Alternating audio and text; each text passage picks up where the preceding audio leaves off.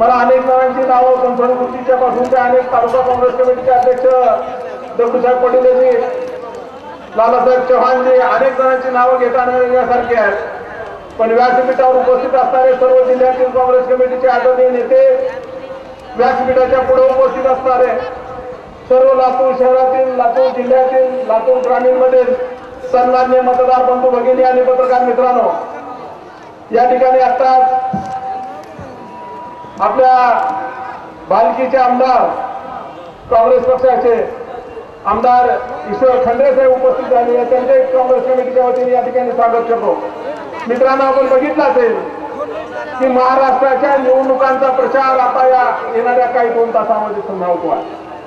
ही निवडणूक राज्याला दिशा देणारी निवडणूक आहे। या राज्याला कुठं न्यायचं, या राज्याचं धोरण काय असायचं आणि त्या धोरणाच्या माध्यमातून आपण पूर्ण मार्गक्रमण कसं करायचं, या सांगता सभेसाठी नेहमी मला आजपर्यंतच्या 25-30 वर्षाच्या काळामध्ये हे पाहण्याचा योग आलेला आहे की महाराष्ट्राला दिशा देण्याची क्षमता या लातूरमध्ये आणि त्या लातूरचा मी आहे, याचा मला स्वाभिमान आहे, अभिमान आहे।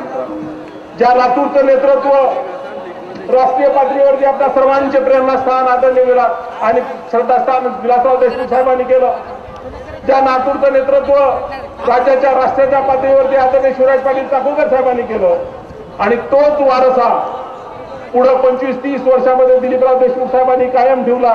मित्रांनो, आज या सभेचं मला वैशिष्ट्य जाणवतंय। भैया आपल्याला खऱ्या पद्धतीने धन्यवाद दिले पाहिजेत, आपलं कौतुक केलं पाहिजे की कधीच माझ्या राजकीय जीवनाची सुरुवात काळेसाहेबांच्या सोबत केली, प्रदीपजीच्या सोबत 1980 ला विलासराव साहेबांचं काम केलं आणि पुढे मग शिवाजीराव पाटील कवेकर असतील, विक्रमजी गोजमगुंडे असतील, हिप्परकर साहेब